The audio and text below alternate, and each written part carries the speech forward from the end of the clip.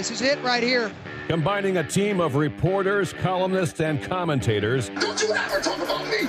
Are you serious? Jack Ebling has brought thought-provoking discussion. What are you doing? That's a damn coaching mistake. Opinion. The customer is the one who decides when the future gets here. Oh, no! The ship is on fire!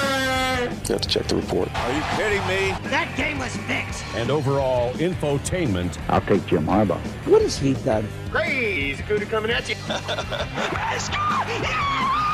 Quiet, please. In exactly 15 seconds, we'll be on the air. Thanks, big fella. Don't you ever come back here again! No arguments. Those are called ass tuners. So buckle up. You talking to me? It's time for The Drive with Jack Ebling. For some reason or another, you sound a little taller on radio. Great afternoon, Mid-Michigan and beyond, and welcome to The Drive with Jack, the Spotlight Radio Network. Jack Ebling here with my producer, Rob Bennett. I am in studio today, our beautiful facilities here at 105 West Allegan, and Tom Lang is here. He's going to be with us in just a few minutes with The Long Drive, and Jim Stark is here for our weekly baseball segment. But, Rob, I've been waiting for this opportunity for a while to interview a guy who Michigan State basketball fans will remember, and they'll smile, not just because of his three-pointers from the corner, but also because of the energy he brought, the enthusiasm he brought, and he leaves with a degree. He leaves with a couple of Big Ten championships, leaves with a Final Four appearance. I want to welcome in Gabe Brown. Gabe, how are you? I'm doing good. You know, I know someone who just won a lunch bet about you.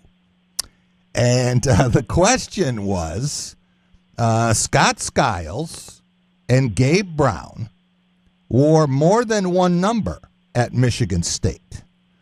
Scott came in, he wore number 25, and then, of course, it's number 4 that hangs in the Raptors.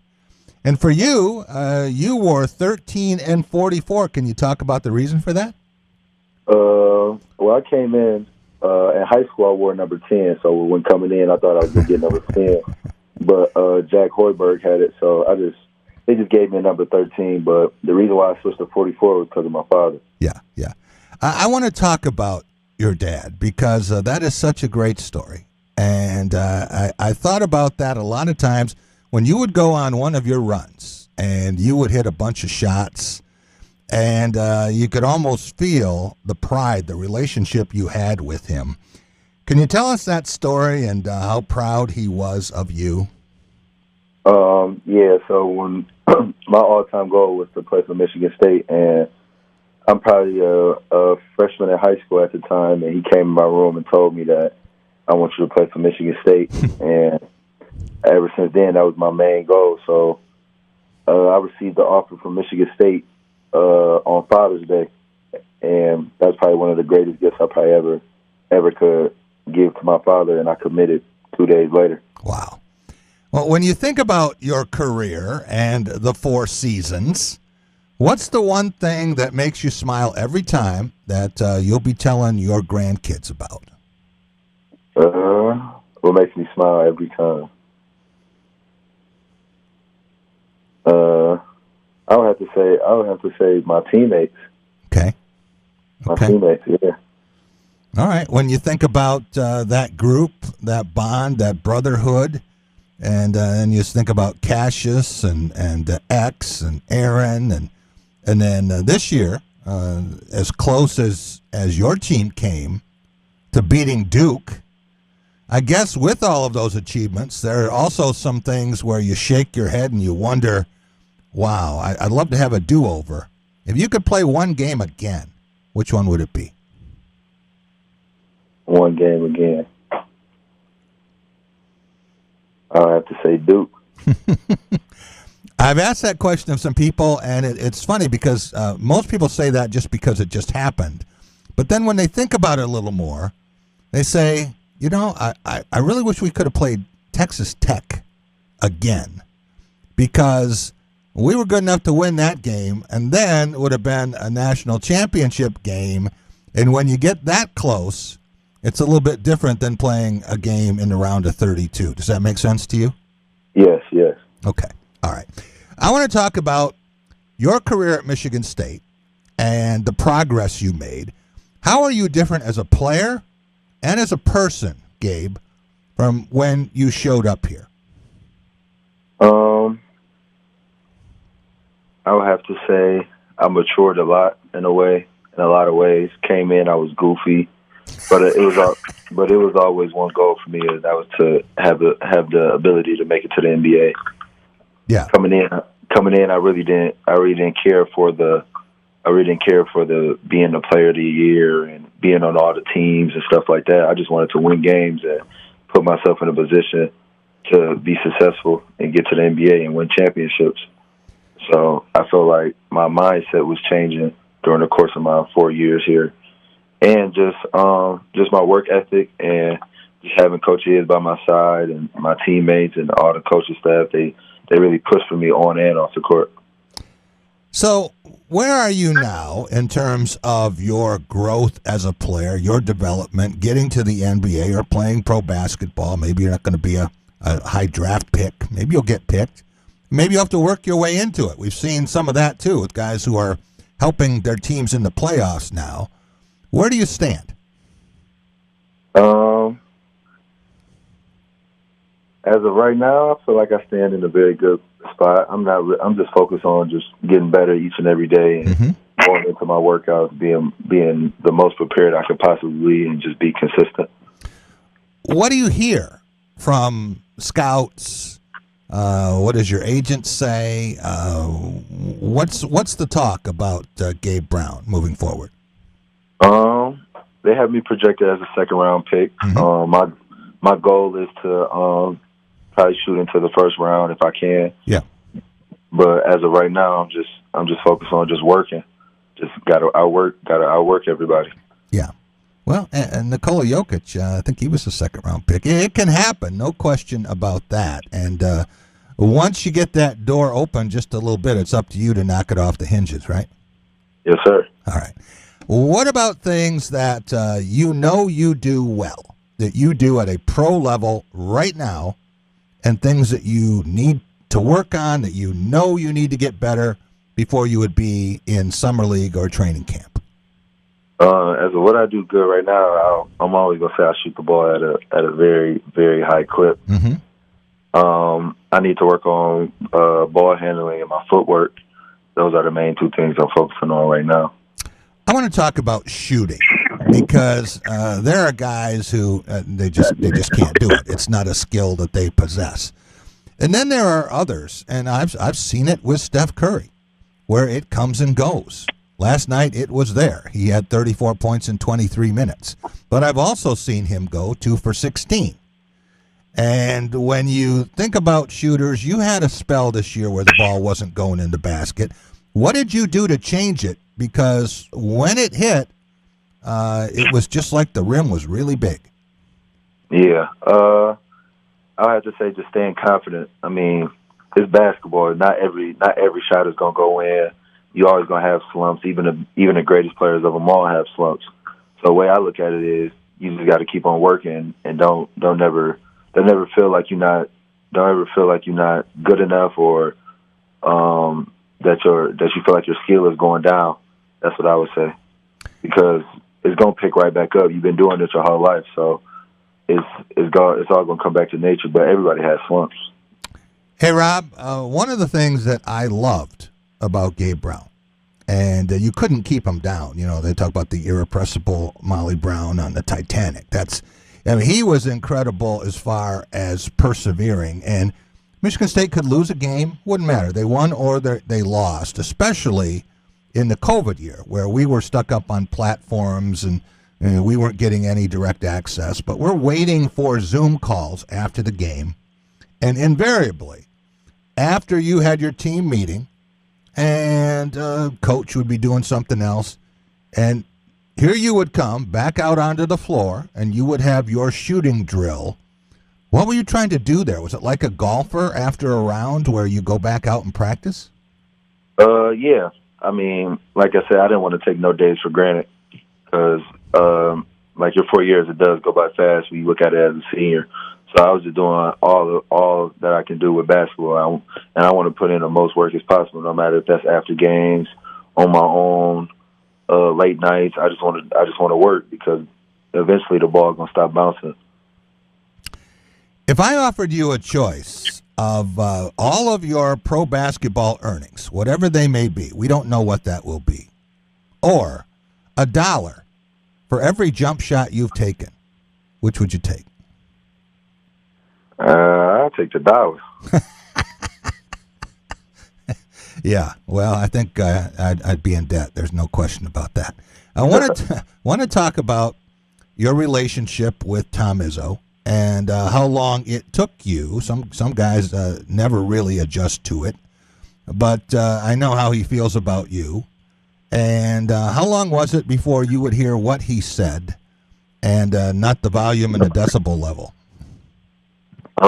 Me and Coach Iz always had a great relationship. Yeah. As soon as I walked into school, he automatically knew I wanted to be a pro. That was my only goal that I had focused on. He promised me that he was gonna put me in a position to do that, and I thank him for that every day. But me and Coach Iz have a great relationship. We might argue, we might have our differences, right. But at the end of the day, we both love each other and we both want to see each other be successful. All right, you were here 4 years. Who's the best player you played with? Best player I played with, Cassius Winston. Okay. Xavier Tillman's not going to hear this segment unless I send it to him, so I think we're okay with that. Who's the best player you played against? Best player I played against? Anthony Edwards. Ooh, yeah. Well, he's tearing it up for Minnesota now, right? They have 36 the other night, day in the playoffs, first round of the playoffs. And that was as a freshman, too, right? Came in and got you guys early in the season. Yeah, pretty good player. Pretty good player. I want to talk about shooting a little bit more because once you got in the groove, it was like the ball was in a track going to the basket. How do you teach shooting? You got some kid who comes up to you and said, I'll do anything you want, Mr. Brown, but I want to be a great shooter. What do you tell him? I would have to say you have to be focused because it's a lot of things that goes on with shooting, of leaving your form, your routine, your footwork, things like that. So it's a lot of things that goes into shooting. But I would say being locked in and being focused on becoming a great shooter is the main part of it.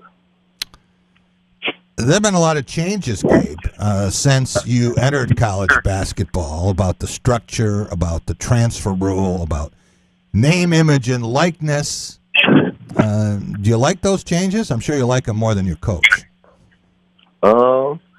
This year, I didn't really take it as serious because I wasn't really focused on that. I was focused on just my team and basketball.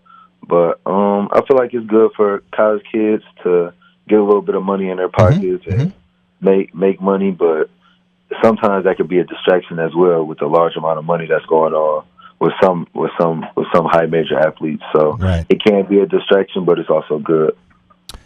Can you imagine a guy like Kofi Cockburn might be playing at Illinois next year for more money than the university president and the dean of the med school are making in Champaign? Yeah, that is crazy. Well, I want to talk for just a minute about transferring and the portal. And you're talking to Morris Peterson, who didn't play as a freshman, Draymond Green, who averaged 3.3 points as a freshman. Just about everybody has gone through periods where they question, where they wonder. And a lot of those guys, if they had had the immediate transfer rule where you could switch schools and not have to sit out, would not have finished their career at the original location. And now they're talking about 2,000 guys in the portal for a program. You figure if there are 330 schools, that's almost 6 guys per team going into the portal in a given year. That's what the projection is. Do you like that plan, or do you think that persevering the way you did pays dividends? It's always different situations that goes on with transferring, and going to a different school.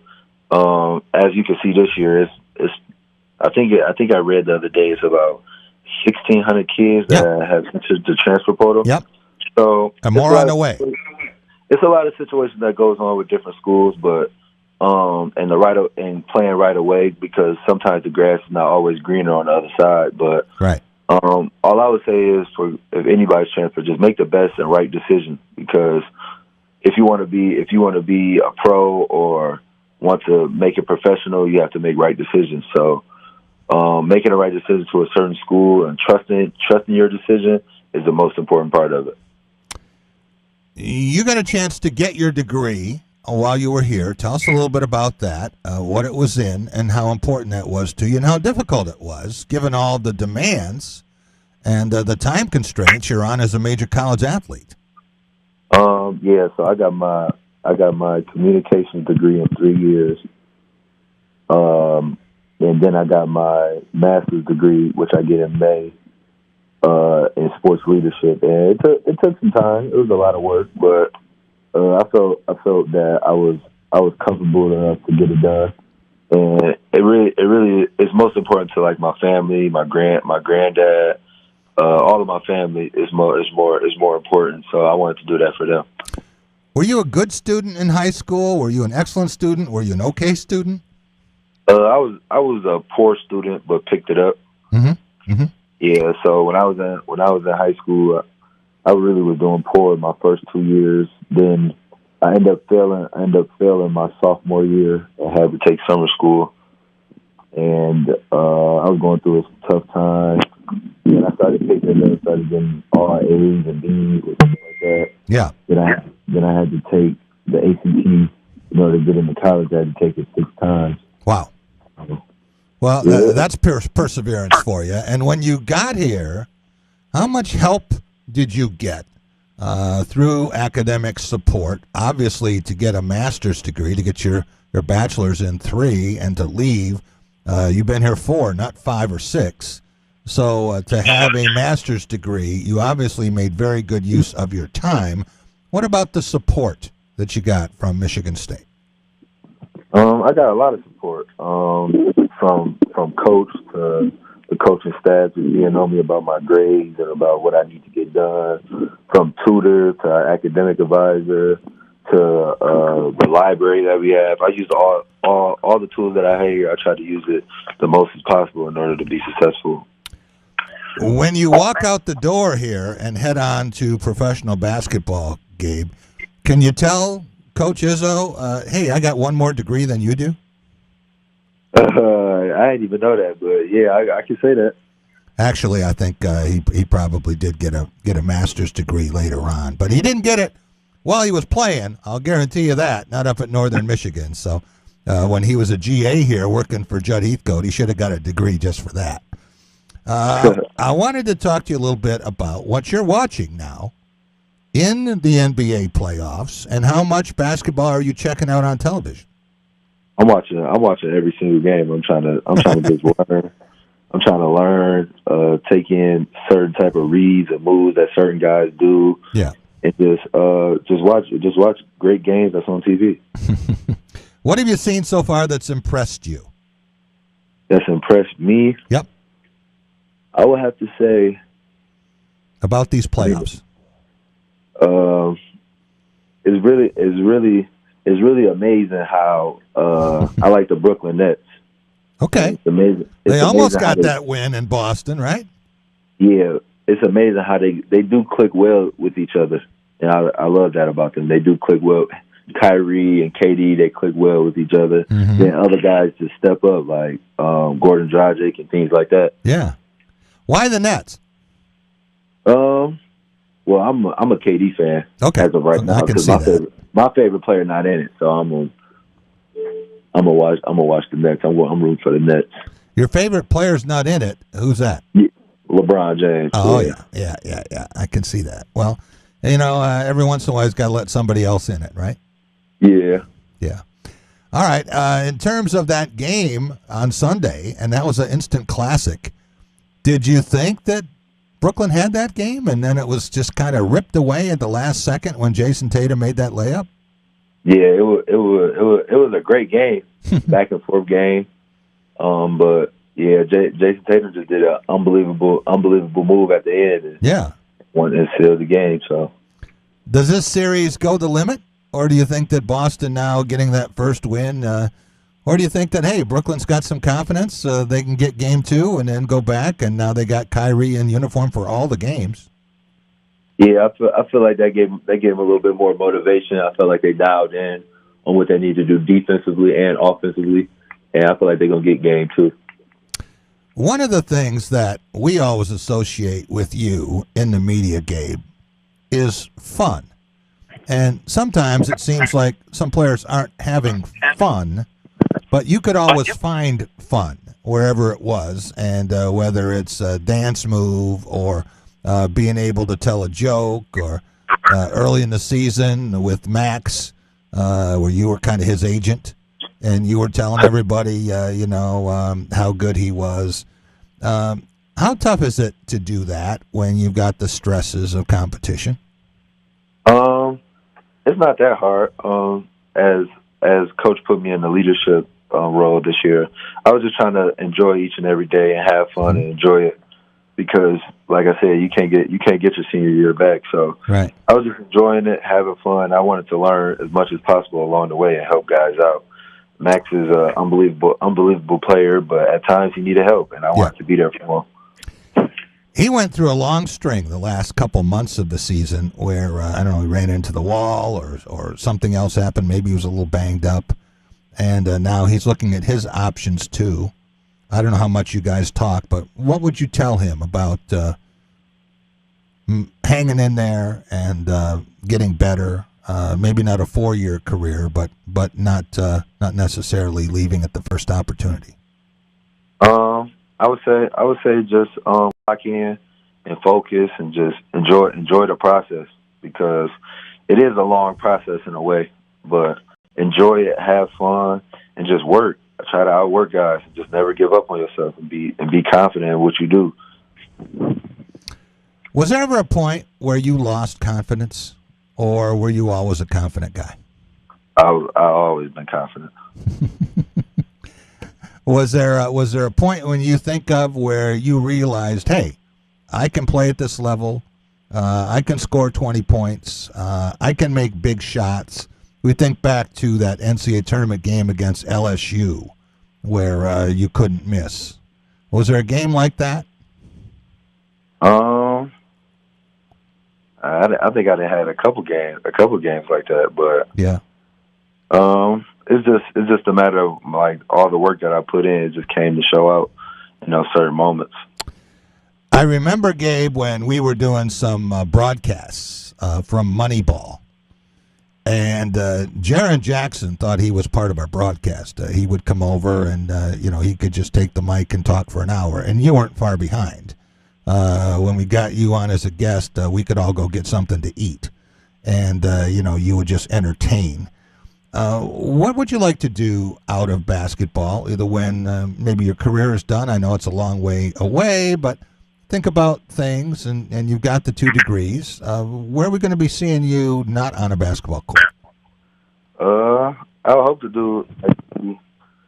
I would love to be a motivational speaker. Mm-hmm. Mm-hmm. That's one of my things that I would like to do. Yeah, but I don't know yet. Well, I'll tell you what. I'll make you a deal.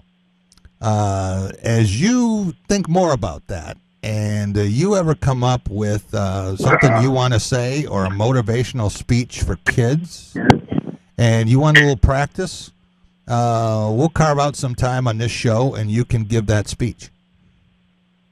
Okay, sound good. All right. Hey, we wish you well moving forward. Congratulations on what you achieved at Michigan State. There aren't that many guys who leave with 2 Big Ten championships and 2 degrees. And you're going to manage to do that plus Final Four plus 2 numbers. You got 2-2-2. And now moving on to professional basketball. We're going to be watching you and following you. Thanks so much for joining us, Gabe. No problem. I loved it. Gabe Brown. Rob, we're going to be back in just a minute. And here in studio, We have Tom Lang, as we do every Tuesday, from April through August. Excited about the long drive. You know, someone said to me, Tuesdays, that's when you have the Lang Drive. I said, no, it's the long drive. I said, oh, I thought it was Tom Lang. It was the Lang Drive. He is here, and he's going to be joining us, and we have a couple of very special guests, including, I think you have to say, one of the two most successful coaches at Michigan State University. Going to be joining us in just a couple minutes. We'll be right back on The Drive with Jack.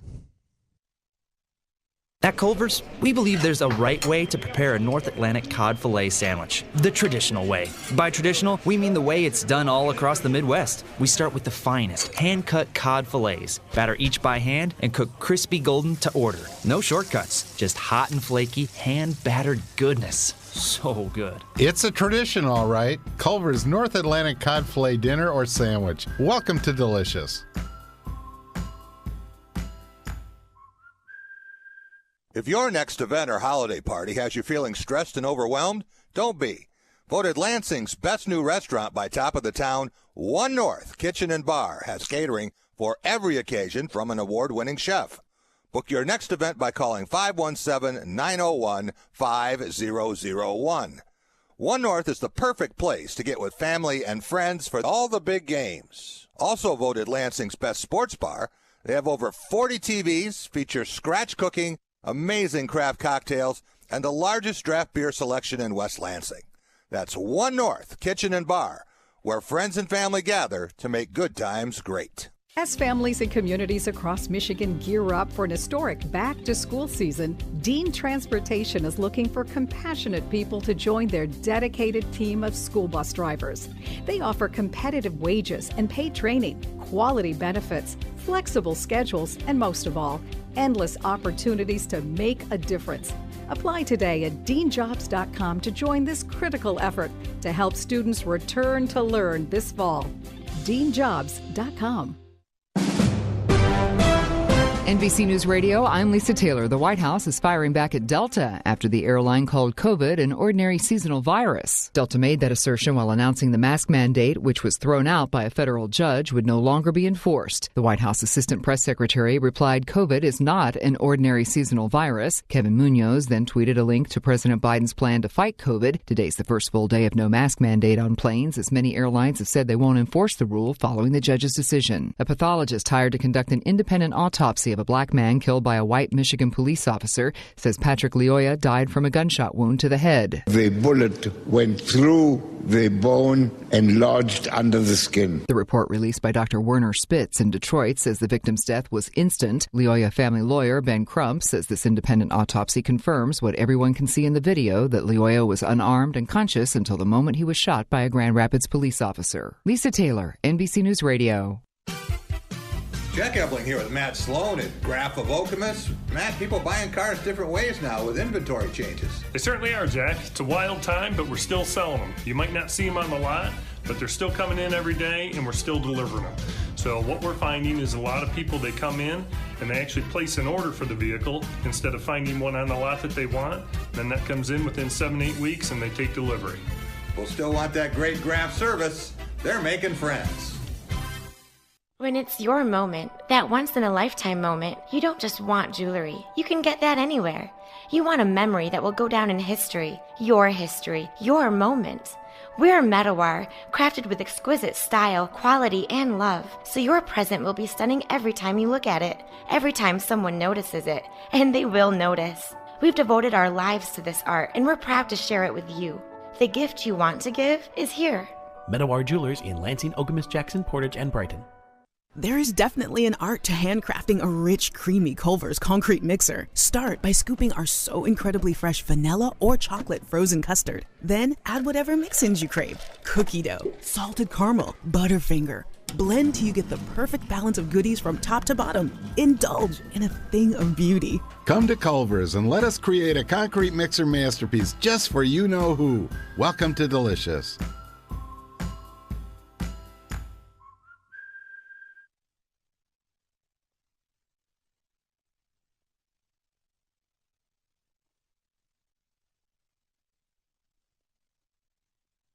Welcome back. It is the Drive with Jack, Spotlight Radio Network. Jack Ebling here with Tom Lang. It is the Long Drive segment brought to you by the Links at Hunter's Ridge. Tom, how are you? Doing great today. Got Good. past the snow. That's a victory. I understand they had close to a foot in upstate New York. People in Syracuse are digging out as we speak. So I hear Pennsylvania got hit pretty hard, too. Yeah, it's supposed to be 25 degrees warmer here by the end of the week, by the way. So 70s on the weekend. A little bit more like golf weather. Absolutely. We have a couple of special guests today, including one very, very special one. One of the best coaches Michigan State has had and one of the top golf coaches in the country. Do you want to do the intro on Stacy? Well, that intro kind of said it all. I think a lot of people know Stacy Splotnik-Stoll's history, and we've got her on today in part to give us a little preview of the Big Ten Championship, defending the Big Ten Championship this week. How's it going, Stacy? Oh, it's going great. Thank you. How are you? How's this team? Team is doing good. We're also, battling the snow, yeah. which has been interesting. But no, the team is doing great, and we're ready to go tomorrow. This is not what I associate with golf weather. How does this complicate things? And I think you're fortunate with the facility that you have. Right. It doesn't really complicate things because we are Spartans and we're tough and we're very used to this. And, when we talk to the young people that we recruit, we tell them that playing on the LPGA Tour does not equate to sunny and 80 every day. They need to be prepared for any type of weather that is thrown at them. And so, we just put on some extra layers, and we knew today we needed to be outside to practice, and that's exactly what we did. And, here and there took a couple of breaks to warm up inside, but it's not anything that's out of the ordinary that we're not accustomed to. There are probably some listeners that know you're defending Big Ten champs, but if I'm doing my math correctly, hasn't Michigan State won 5 of the last 6 years? I'd have to do some math too. But there's so many; yeah. It's hard to keep track. She has so many victories; she can't keep them all straight, Tom. So I like the combo when you look at how many times we've won highest team GPA, and then combine that with in the same years how many times we've won the Big Ten championship. What is that number? That's kind of cool. Oh, again, I'd have to do my math. Again, she just said. You're not a born historian; you got to read it. Yeah. Yeah, I think we've won the last 6 of 9 Big Ten championships. Okay, I've got you for 5 of the last 6. 5 of 6, yeah. It depends how many you kind of want to throw in there. Is that a confidence booster for you and the girls, or let some people look at those situations like, oh, we're defending champs, we're expected to win, that's so much pressure? Well, I hope they don't look at it as pressure. I just think you look at it's just what we do. And, so here are the years that we've won, not including Mary's, Fossum's years of 74 through 78. Then she won in 82. And then we won in 2001, 7, 11, 12, 14, 17, 18, and 21. So I think it's just when these players are recruited and they sign on the dotted line to play for Michigan State, it's just they sign the dotted line because they want to come play for a Big Ten title. And they know that we've been very successful at doing it, and that's why they sign. Stacy, that word pressure is interesting. How do you define that on the golf course? Yeah, I think Lou Holtz, this is Lou Holtz's quote, which I love, is pressure is just when you're not prepared. Yeah. So, if we do everything to prepare and we go out and give our best and we win, we know why. And if we go out, we're prepared, and things don't go our way because someone else plays better, that's kind of the way it goes. And I remember Coach Izzo saying this a long, long time ago, is a lot of people don't understand how hard it is to win a conference championship because you kind of got to have a lot of things on your side. And, it's team chemistry. It's, does the course set up well for your team? The way I've coached or the way I've watched over 26 years is sometimes, it can be as little as a song having an impact, which it did for us last year. It could be an outfit. It could be, some moment of running into someone. Funny little things happen along the way in the journey of, a whole year, and just kind of knowing, were having like a feeling. I remember when we won in 2007 at Michigan State, we were playing the first day with Purdue, who were the national champions, by the way, and they had the exact same team back. No one had graduated, and I watched them all tee off on number 1, Forest Acres West, number 1, the dogleg left, and my kids just hit it right down the middle of the fairway, and the Purdue players were hitting it left or right. And I can honestly tell you, I said to myself, we're going to win. And that was the year Rachel Mickle ended up winning individually as well. We did win. And just sometimes you just have these kind of, I don't know, you've got feelings. And so we'll see. You mentioned the song. Can you tell us that story? Oh, last year we had this song called Purple Hat that every course we pulled into in the spring, every day, every round, every course, we blared this song called Purple Hat that one of our seniors, Halen Harris, found for us. I don't know why it ended up being such a big deal, but it just has this, it's kind of a weird song, but it's a really catchy tune. I'm not necessarily saying that I agree with the lyrics, but it wasn't about the lyrics. It was more that it was just kind of like a pump you up song. And after we won, Halen had gone to Party City and bought like purple cowboy hats. When we were out at Nationals, one of our friends had us to dinner, and there's a line in the song about cheetahs, and he bought us like little cheetah stuffed animals. And I don't know, you kind of grasp onto those things, and it's kind of like I think about when you design a ring. It's always nice on the inside you get to inscribe something. And when you look at the football and basketball rings, because they're so much bigger than ours, they have a whole like sheets of paper that tell you what everything means on those rings. And there's always some type of motto or theme or what did you grasp onto. And like this year we have a new strength trainer. He's awesome, and his line with us this year has been get your mind right. So like everything we kind of do in the weight room and on the golf course, whether it's cold, whether it's hot, whether someone's not feeling great today, or they're not in a good mood, or it's like, come on, get your mind right. Like, we got to play here. So you just kind of gravitate toward those things, and the song last year was just the song. It was awesome. Do you feel like your players currently are in a really good mindset for this weekend? I think they are. Well, yeah. What are you seeing or hearing from them during preparations? I don't think I don't hear anything. I think they listen more this time of year. Today we had workouts early morning, and very ironically to me, as I was driving in, the song "We Are the Champions" came on, which of course for anyone who wins is the first song that you play. And that was kind of one of our, what we talked about afterwards. Kenny, our strength coach, was talking and belief, and I just kind of, added at the end, like, wow, this was so weird. Like, how weird is that? That at 6 o'clock in the morning, I'm driving into workouts and "We Are the Champions" comes on. And so you don't know, like, you don't know what hits each one of them. It could be one thing you say, it could be a thing you see, they see, it could be something we do. And the van is definitely a place where it has like a mood or a vibe. Cell phones have definitely changed that, but we try and keep them off their cell phones, because being in the van is, anyone who played even high school sports and got to ride around in a van, like, that's where kind of the fun starts. So it's always interesting when you're driving around in the van and listening to the songs or the conversation or the laughter or the silence, just trying to figure out, what's going on in their heads. We're talking with Stacy Slobodnik-Stoll, a phenomenally successful Michigan State women's golf coach. And, Tom, for so many years with all of her championships, she knows she can beat the players. That's something that Izzo can't do. He can't go out there and start dunking on his guys, so she's got that on him.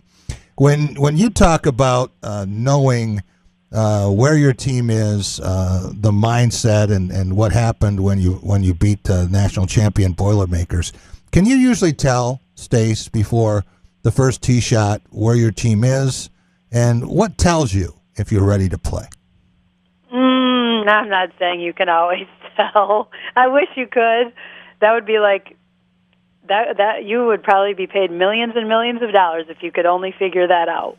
But I think what's always been really weird to me is, seems like on the days we play good or the days we play bad, it's like even though golf is so separate and individual in so many ways, it's like it's not just one plays bad. It's like a lot of them play bad. And it's like, what happened today? And then you come out the next day and shoot the low round of the tournament. Like, you try and put the pieces together, but most times I would say you can't really figure it out.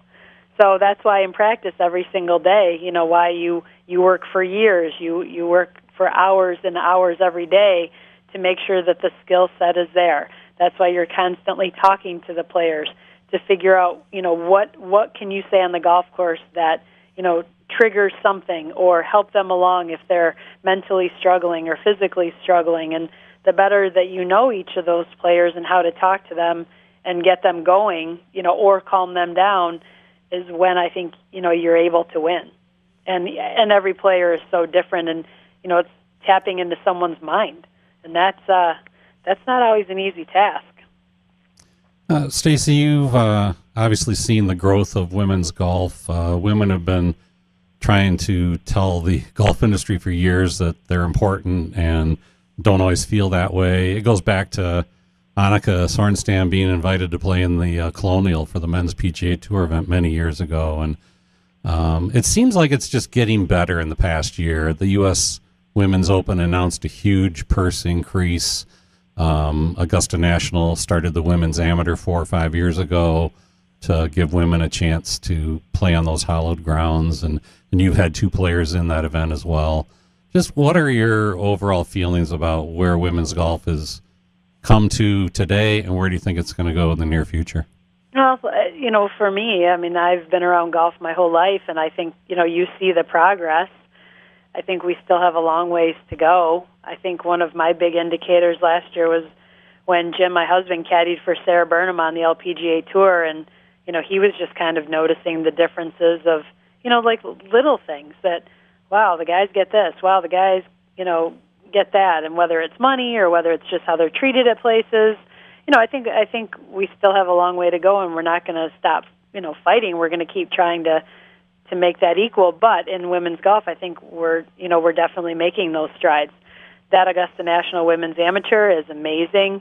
What the Augusta members are doing for the top 72 women amateurs in the world is tremendous. And, I think that for young women that, are college age or junior golfers that are getting invited to that, they see, wow, okay, this club cares about me. They care about putting on a amazing tournament. And the same thing with the U.S. Open. The purse was increased by, I think it was $5 million. Is that right? Or it's pretty close to that, if not over.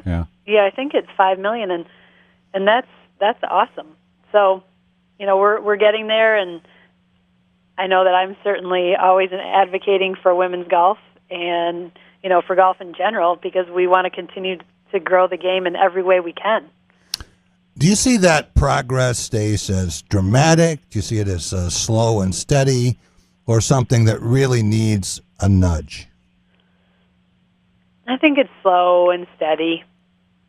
And a lot of what I think about, I'm thinking about my own career at Michigan State. I think about when Mayor used to tell me, Bruce would bungee cord their clubs onto the top of like this station wagon, and they'd get a sleeve of balls and one golf shirt for the weekend, and they'd drive places. And now I think about like what we do today, or I even think about what I did when I was playing for Mayor.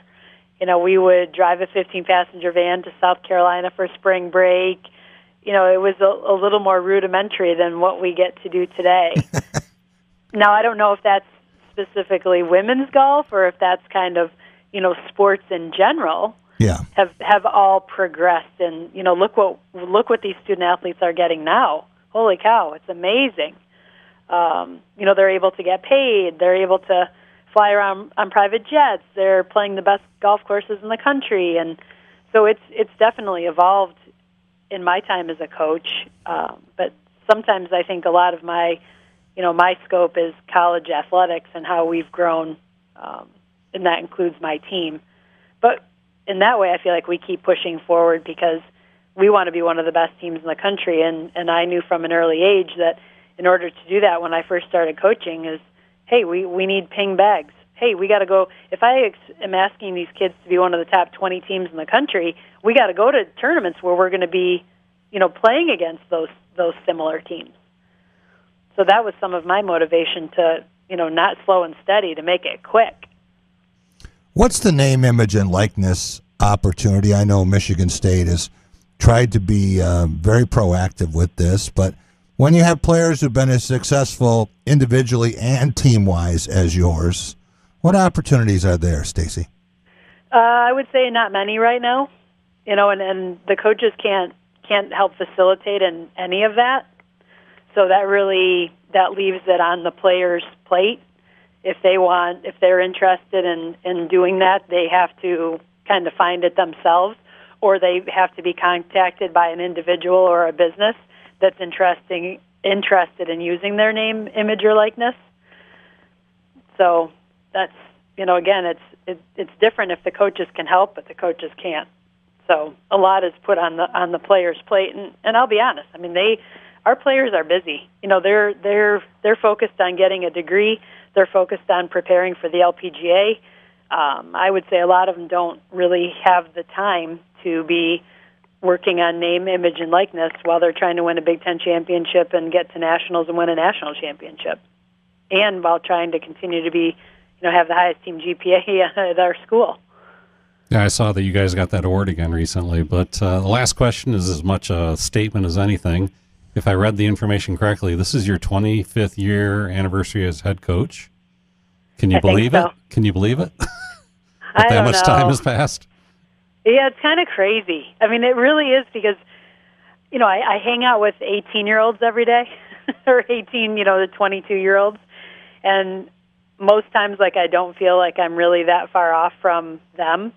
I hang out with them, I work out with them, I eat dinner with them, and then I don't know, I guess when I look at my own child who's now a college freshman playing college golf, that's when I kind of go like, wow, this is weird. How do I have a college-age kid? And that's, I think, another thing, too. I'll never forget when Amy Neff, one of my former players, who's now the head coach at UNC, she was our assistant for a couple of years. I'll never forget when she sent me her resume, and back then, I'm talking about when, kids sent resumes via the U.S. Post Office, and her year of birth was the year I graduated high school. And I was like, whoa, that's weird. And now I'm getting to the point where, for the first time ever, I'm starting to be older than the parents of the girls on my team. I'm close. I'm right on that. Some are younger than me, some are older than me. Yeah. And, for 26 years, it's always been the parents were always older than me. Right. Well, age is only a number, Stacey. Remember that. You got it. So, yeah, I said when I turned 70, truly believe that. Yeah. But, Tom, when you think about golf being such a game of numbers, here's one for you with Stace. She has the most Golf Association of Michigan championships, right? And 19 total titles, I think, is the number I saw. But you've had your team in the NCAA regionals more than that, right? And you're 20, and you're in the 20s now. Yes. So you're ahead of that. The coaching part of it has overtaken your incredible playing achievements. Stace, good luck to you. Big Ten championships and beyond, and we'll talk to you again this spring. Sounds good. Thanks for having me. Okay. Stacy Slobodnik-Stoll. Tom, we have another guest who's been waiting very patiently online. He has. From the links of Hunters Ridge. You want to do the introduction on time? Yeah, our segment sponsor this year is the Links of Hunters Ridge. It's located in Livingston County in some farmland area north of Howell, and Don Braden, their head pro, in his second season, I believe, is on the line with us. How's it going, Don? Fantastic, guys. How are you? Great. Did you have golfers on the course today, or was it not ready, or just too cold? Let's just say that last year we redid all the bunkers on the golf course, and today looking out there, I couldn't see one of them because it was the whitest sand I've ever seen. So No, we didn't have any golfers out today, which gave us an opportunity to work on some of the maintenance items and stuff like that. So, but we'll be open tomorrow, and with 75 this weekend, should be great. Yeah, it'll be a great kickoff for the season for sure. Don, when players come out this early in the season, and 43 today, but let's say it's 48 or 50, what's the key to getting off to a good start in the season and playing in that kind of weather?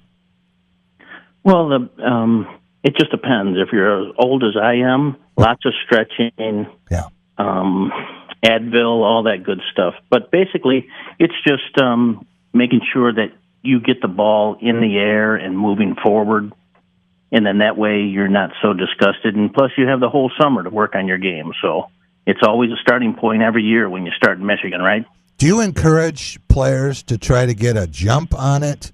And whether it's playing somewhere where it's warmer or working out indoors, doing the kind of thing, or do you think it's okay that, your game just rounds into shape and when it gets into May and June and you find out what you really have? You know what? I think everybody starts at a certain point, like I just said, and hopefully it's improved by the time they get there. But golf is a game of moving forward and backwards, sometimes at the same time. So sometimes on the same hole. Yeah, you're absolutely correct on that. But you got to put that, if it's moving backwards, you got to put it behind you and move forward. Yeah, what features of the links at Hunter's Ridge do golfers seem to talk about the most as their favorite, or maybe a tweak here and there? But what really stands out, you think, about the features on the course that golfers can enjoy? Well, mostly, the golf course was built in 1995 by Jerry Matthews was the architect, and it's a prairie link style golf club on 160 acres. We have an old rebuilt rustic cabin, which is just, they love the clubhouse. It's small but sweet, and the golf course itself, it's not real difficult, but it is a true links golf course, so you can bump and run the ball up to the greens. Although we have a couple 2 or 3 par 3s that are carried over marsh. So I would say mostly they just like the hospitality. We are kind of out in the farmland like Tom had talked about previously. So when they come there, it's a little bit of an adventure for them, and it's a little more time for them to get there. But once they're there, they just don't want to leave. Oh, it's just so peaceful out there. If nothing else, that's what's kind of cool about it. It's it is very serene. It's just when you get done, you can go out on the patio, look over the 18th hole, and watch the other people fail or succeed coming into the clubhouse. And you can get something to eat and a cold beverage and watch a sunset over the lake right behind the green. So it is very nice. It's not a normal, stressful kind of place where some golf courses are. It is definitely an up north, closer feeling. So that sometimes you have to bring up north to you. You can go up there, then that's what Links at Hunter's Ridge does. Don, you hear the question, well, how tough is a course? And I always say, well, how tough do you want it to be? Because through the use of tees and where you play from, you can make the course a little bit easier. And sometimes I find people who are playing the wrong tees, and slows it up for everyone. What advice would you give them, especially on some of those par 3s you mentioned with Kerry? Well, you definitely don't, once you become either a certain age or have some other ailments that you can only hit the ball so far, you certainly don't want to stay on the same tee and hit a driver in a utility club or 3-wood and chip to every par 4. No, it takes most of your clubs out of your bag. It's just no fun for anybody. So I would suggest, obviously, you base what tee you choose from by how far you hit your driver, really. And what was the second half of the question? Just talking about, especially on the par 3s with carry, so that you don't get frustrated. You can move up and you can make them much more playable.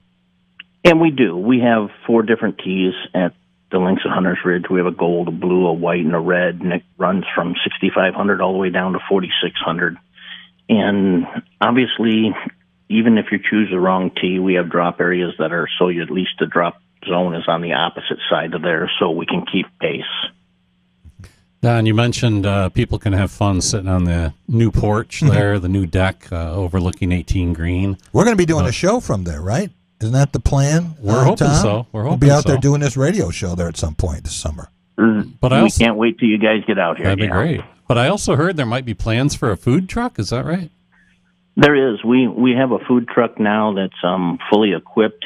It's all stainless on the inside. It's got fryers. It has everything else, and it's right next to the deck. So you just place your order inside. We serve your food right to your table, and it's a normal golf course grill style food, but it is fantastic. So once you guys are there, I'm sure you're going to enjoy the golf and the food. Sounds great. What was the inspiration for this, Don, when you think about there's always a vision before there's a reality? Well, I think that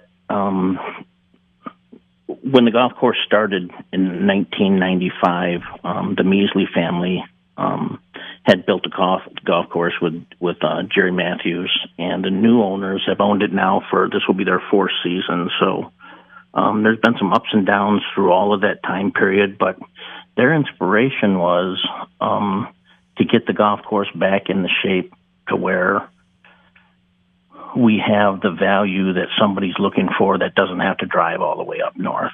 And each year we've progressed with the number of players, the number of satisfied customers that we have, and just taking a lot of the money that we have and putting it right back to the golf course so everybody sees the extra money that you're raising the rates with or whatever. They see that, yeah, I'm okay to pay $2 or $3 more for this. So it's exciting. The four owners there have been great. Everything is moving in the right direction, and we keep throwing everything back to it and see how many amenities we can actually add to the golf course. Yeah, and the owners you mentioned, if I understand correctly, they're all old friends and buddies from Michigan State, and they just one of them came up with the idea, hey, I heard this course was for sale. What do you guys think? And they combined all their different skills in marketing and business law and other things like that to buy the course and, like you said, revive it. It had started to get a little tired and needed some new money to infuse into it to fix some things up. And I think they've been very successful with that plan. They very much have, and each of the owners bring, like you were talking about, a little different to the table. So it kind of covers the whole pie, so to speak, and everybody puts in their effort to take care of their piece of pie, and it's been working great. And if you ever check our reviews or anything, they're like 4.5, 4.7s. They're very, very good. So we're happy with the way things are going, but obviously we like to reach out to different markets, and since we do cater towards an up north feeling, we want other people to come in from not just around the Howell area, but people like Lansing or other areas around here. You bet. We're talking with Don Braden, a pro at the Links of Hunters Ridge. Don, what is higher, your average review or the average score on your toughest par 3?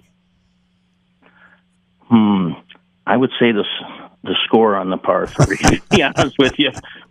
Actually, the golf course is, like I said, like a prairie link style. So, and we do have a little undulation throughout the golf course. So there are some days where in the last couple of weeks that we've been open where the wind is, blowing only 15, 20 miles an hour.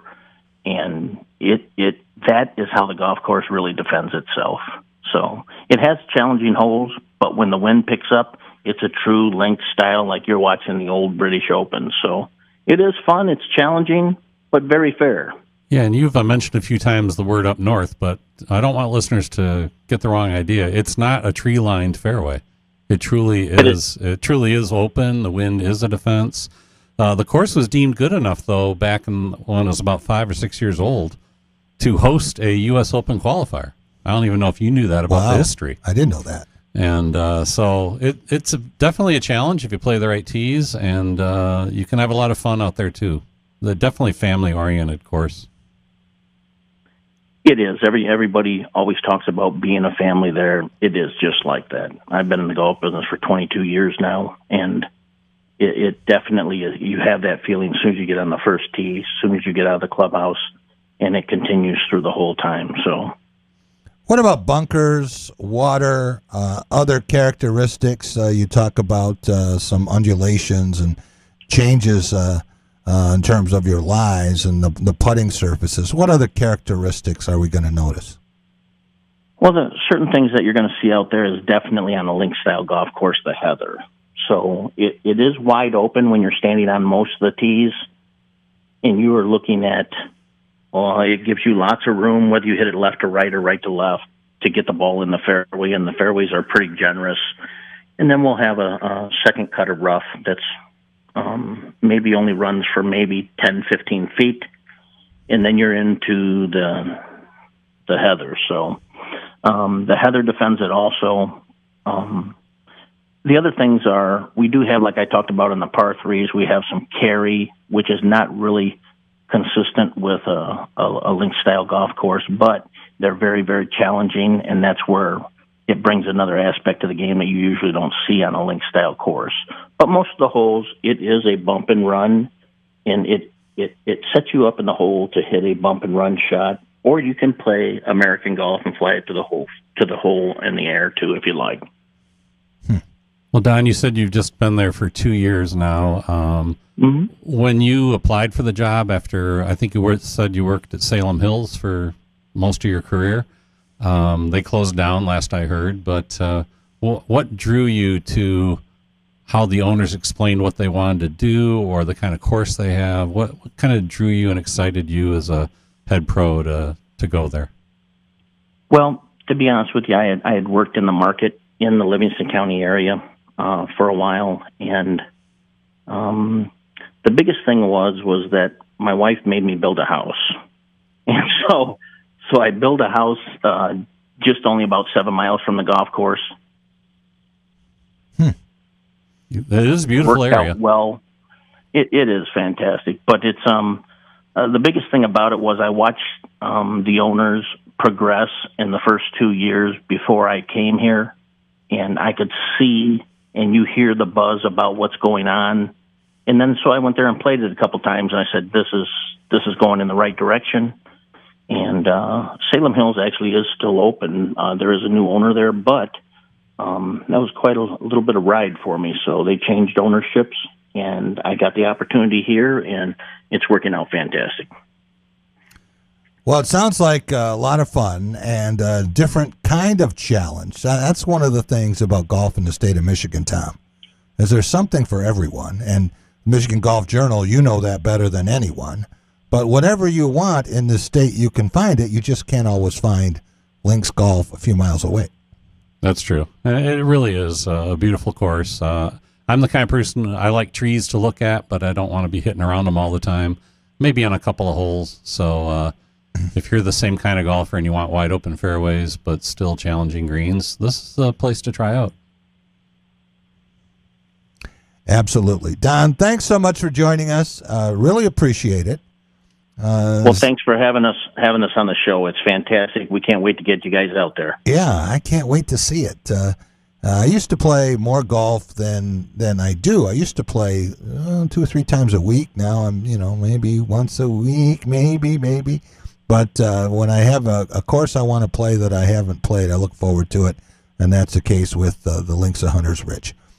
We will be right back, and Tom, you want to stick around for a little bit, or you have to fly? No, I can stay. Okay, I think we're having so much fun with the long drive that we can talk about a couple of other things going on in the state of Michigan and talk about your latest issue. Sure. Of Michigan Golf Journal. We'll be right back on The Drive with Jack. At Culver's, we believe there's a right way to prepare a North Atlantic cod fillet sandwich, the traditional way. By traditional, we mean the way it's done all across the Midwest. We start with the finest, hand-cut cod fillets, batter each by hand, and cook crispy golden to order. No shortcuts, just hot and flaky, hand-battered goodness. So good. It's a tradition, all right. Culver's North Atlantic cod fillet dinner or sandwich. Welcome to Delicious. If your next event or holiday party has you feeling stressed and overwhelmed, don't be. Voted Lansing's best new restaurant by Top of the Town, One North Kitchen and Bar has catering for every occasion from an award-winning chef. Book your next event by calling 517-901-5001. One North is the perfect place to get with family and friends for all the big games. Also voted Lansing's best sports bar, they have over 40 TVs, feature scratch cooking, amazing craft cocktails, and the largest draft beer selection in West Lansing. That's One North Kitchen and Bar, where friends and family gather to make good times great. As families and communities across Michigan gear up for an historic back-to-school season, Dean Transportation is looking for compassionate people to join their dedicated team of school bus drivers. They offer competitive wages and paid training, quality benefits, flexible schedules, and most of all, endless opportunities to make a difference. Apply today at deanjobs.com to join this critical effort to help students return to learn this fall. deanjobs.com. Would-be Twitter owner Elon Musk and Twitter founder Jack Dorsey are putting pressure on the company's board of directors to sell. This comes after the board on Friday moved to shore up its defense against Musk's $43 billion hostile takeover bid. In tweets over the weekend, Dorsey said the board has consistently been the dysfunction of the company. Musk painted the board as being out of touch with the company's best interests by noting board members' small holdings in Twitter stock. It's Miami Tech Week as the Magic City tries to transform itself into the next major tech hub. Mayor Francis Suarez says he welcomes the doers and dreamers to come make Miami the capital of capital. To be able to build the next generation of companies that will solve social problems, that will revolutionize the way we make decisions. Suarez says Silicon Valley is decentralized and Miami has much wider appeal because it's closer to Latin America, Europe, and New York, the largest tech hubs across the globe. And Uber relaunching its services in Ukraine's capital, Kyiv, they want to attempt to bring a return to normality as quickly as possible. Tech Report, Mark Mayfield, NBC News Radio. Jack Ebling here with Matt Sloan at Graph of Okemos. Matt, people buying cars different ways now with inventory changes. They certainly are, Jack. It's a wild time, but we're still selling them. You might not see them on the lot, but they're still coming in every day, and we're still delivering them. So what we're finding is a lot of people, they come in, and they actually place an order for the vehicle instead of finding one on the lot that they want. Then that comes in within 7-8 weeks, and they take delivery. We'll still want that great Graph service. They're making friends.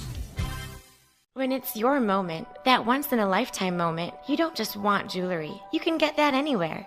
You want a memory that will go down in history, your moment. We're Medawar, crafted with exquisite style, quality, and love, so your present will be stunning every time you look at it, every time someone notices it, and they will notice. We've devoted our lives to this art, and we're proud to share it with you. The gift you want to give is here. Medawar Jewelers in Lansing, Okemos, Jackson, Portage, and Brighton. There is definitely an art to handcrafting a rich, creamy Culver's concrete mixer. Start by scooping our so incredibly fresh vanilla or chocolate frozen custard. Then add whatever mix-ins you crave. Cookie dough, salted caramel, Butterfinger. Blend till you get the perfect balance of goodies from top to bottom. Indulge in a thing of beauty. Come to Culver's and let us create a concrete mixer masterpiece just for you-know-who. Welcome to Delicious.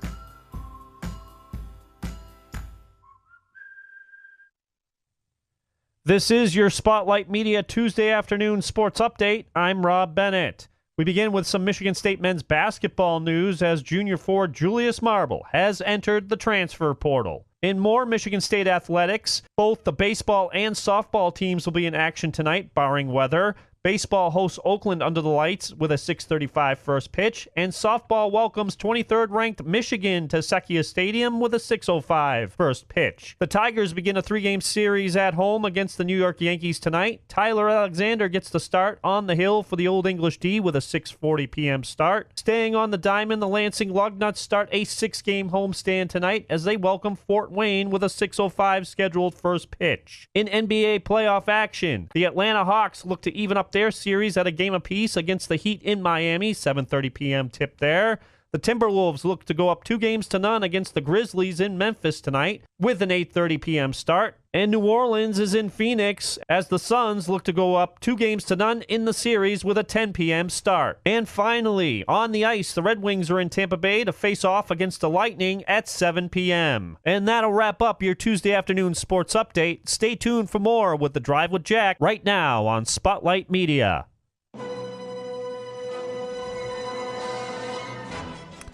Oh, welcome back. It is The Drive with Jack and some bonus time with Tom Lang, the long drive segments that we do each Tuesday. Tom, before we finished with Don, we didn't really have a chance to talk about the website address or way to get more information, right? Yeah, if people want to learn more about Hunters Ridge, their website is golfhuntersridge.com. Okay. So just think golf and think Hunters Ridge, and you should be able to find them and find more information. Most people can probably remember that, Golf Hunters Ridge, right? I hope so. Don't know if Jim Stark, our next guest, can remember that, but most people can remember that. When we talk about courses in southeast Michigan or maybe and mid-Michigan, not going up toward Gaylord or certainly, right. The golf mecca up north. How many different kinds of courses are there? I don't mean the number of layouts, but can you find just about everything you want to some degree?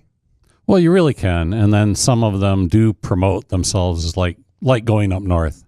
The first one that pops into my head is the Majestic along US 23, right, north of Brighton, the Heartland area. Mm-hmm. It's 27 holes. It is cut through the woods, but there's also some wide open. It's quite hilly. Hunters Ridge has got a lot of hills and valleys as well, too, but you can get almost any style, like you say. We've got a lot of residential type courses with houses around them. Good for the homeowners. Yeah. Some golfers don't like that, but if you're just worried about what's between the trees and the grass, then you're fine. But then, we've got a decent amount of open style courses as well. You're not always dealing with Michigan's trees. How much do you think that uneven lies bother the average player where the ball's above their feet or below their feet or uphill, downhill? Seems like, we always think about hitting a ball off a flat piece of ground, but you don't find a lot of lies like that.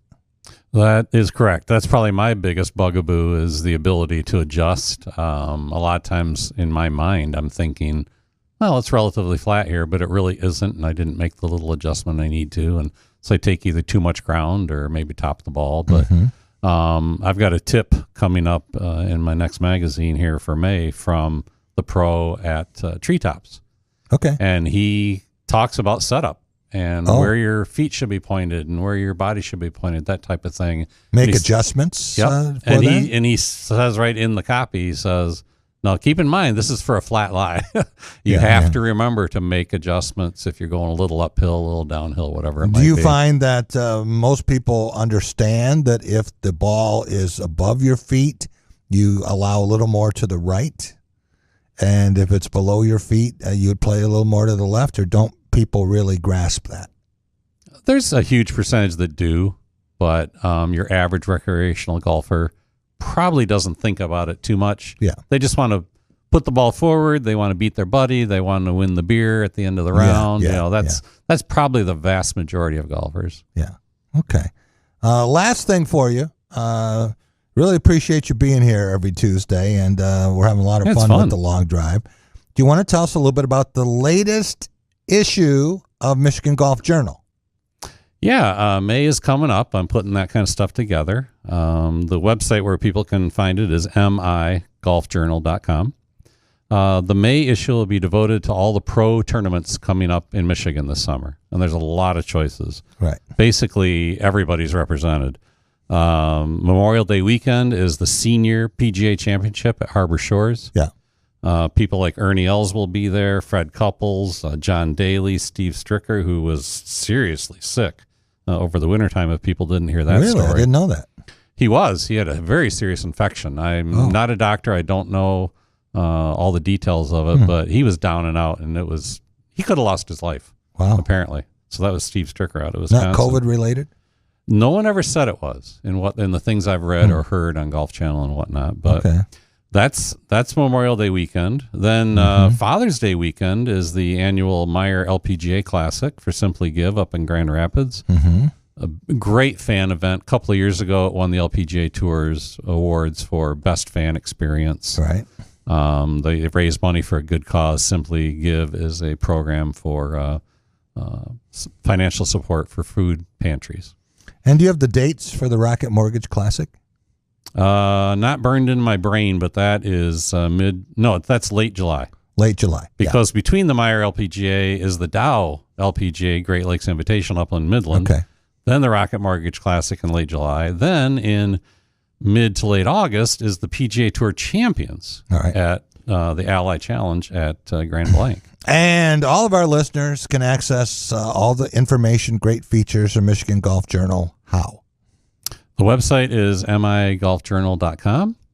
Most people receive it because I have a partnership with multiple distributors around the state. They'll get it in their email. Right. If they're I do. Yeah, if they're on the email list of one of my partners. Okay. But if you don't and you just find it or go look for it at migolfjournal.com, you can sign up to have it emailed to you once a month. Yep. We don't badger you anything beyond that. There's no charge. Right.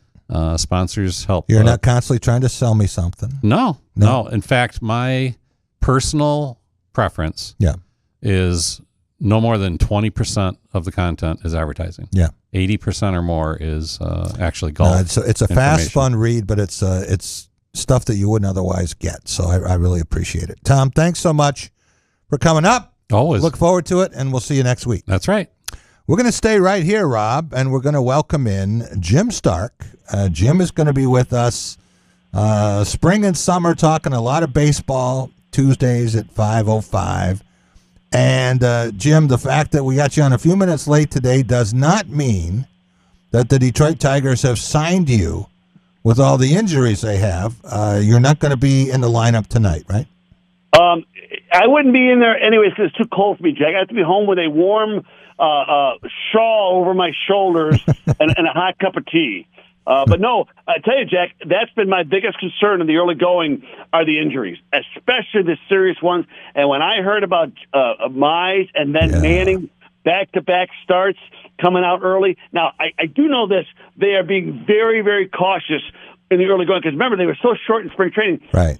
Evidenced by pulling out Justin Kershaw or Clayton Kershaw with a perfect game. Yeah. But even so, I'm very concerned about the early injuries. Remember before the NBA season, and we were talking about the Pistons and how it was a no-brainer that they were going to be over 25 and a half wins. Absolutely. These guys are crazy. Yeah, and I know a lot of people who are still in debt over that. But I know one of them who said, okay, well, I'm going to make that money back. And the Tigers at 77, and they said, they're going to have a winning season. They're going to be at 81 or above. Felt really good about that. And dug deep, made that bet, and now with these injuries, one after another, starting with Riley Green, and the tears are just streaming down his face. Yeah, you're right. You mentioned Green. But you got Green early on, and then Javi Baez with the thumb. You heard how Baez got hurt, didn't you? Oh, yeah. In the celebration of the win, it's kind of crazy. But, but Baez, and then, of course... Got to practice that. Yeah, right. Casey Mize, Manning, and remember, you already had Spencer Turnbull on the DL with the Tommy John surgery. So it's, remember last year, I thought about this today when I was getting ready for the show, Jack. Last year, if you remember... At one point late in the year, none of the 5 starters that I had penciled in at the end of the year were still starting for the Tigers because of injuries and people getting cut. None of the 5. And that was last year. Jim, why do teams seem to have injuries in bunches? Some years you go through and, trainers don't even have to stand up. And other years, they're the busiest guys in town. And when do you think someone is maybe injury prone or it's a factor, and when is it just the law of averages? Well, it's a great question, Jack, and I think you have to do a lot of research and study to figure that out, and come up with some stats to prove it. But I'll say this: in the last 4 years, the Tigers have had 4 pitchers go down with Tommy John surgery. Turnbull, Joey Wentz, Alex Faedo, or 3 anyway.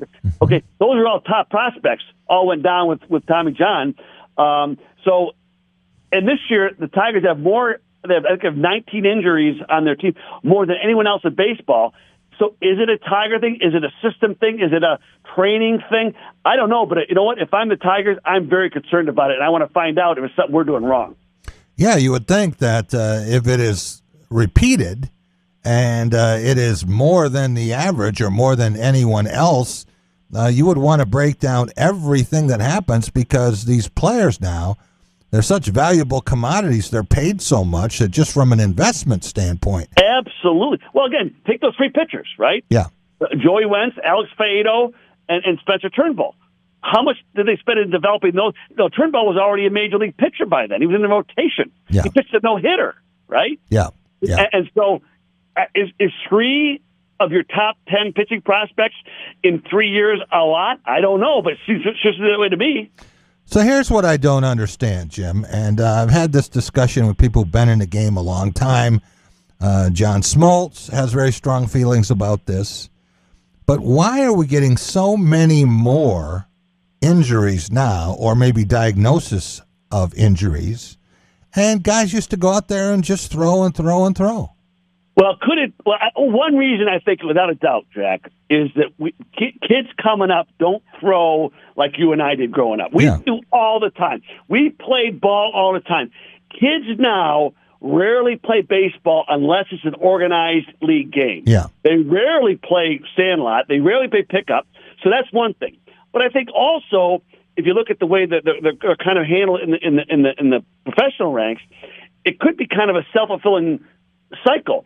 We're so concerned about guys not getting hurt, they don't throw enough, so what happens? They get hurt. Yeah. Now, I'm not smart enough to explain that, but to me, I'd wonder about that, because, like you say, when you had guys coming up, 20 years ago, you didn't have the pitch count, and now, so are they not throwing enough? Are they not getting enough work in their developmental years? That'd be my big question. That's where I would look. The first time that I really heard this discussion was when I was at Michigan State, and Mike Marshall, yes, who was a workhorse, wound up winning the Cy Young Award in 1974 for the Dodgers. But, he's a former Tigers pitcher. And he believed that. He thought that if you don't throw, what you're going to do is throw your arm out. And you have to build up to that. And then they went away from pitching. I mean, there were guys who used to pitch every 3rd day. But it was every 4th day was the norm. Now every 5th day. And even then you've got pitch count. So I think coming up through the system and up through youth ball, there's so much of a precaution on it that guys aren't used to doing it. And then when they do it, it's like anything else. I'm wondering if we will ever see that thinking, that philosophy proliferate to the point that a major league organization will start in A-ball and gradually ratchet its pitchers up to throw more. Well, I think you almost have to have a developmental study to see what is the problem, because I was just thinking, we used to play throwing games all the time. We'd throw against the wall. You'd throw a rubber ball against the wall, and we threw all the time. Now the only time they throw is if they're warming up, which is not very, and if they during a game. When is the time to just build up your arm strength? Right. So I think when you just mentioned a second ago, now it's every 5 days, and these every 5 day starters, if they face 5 innings, that's a lot, right? Yeah. It's funny because I heard your buddy Rico today on the radio. We were talking. I heard him say that, well, we've got to work these guys in. We've got to expect at least 4 or 5 innings out of them. I'm thinking, wait a minute.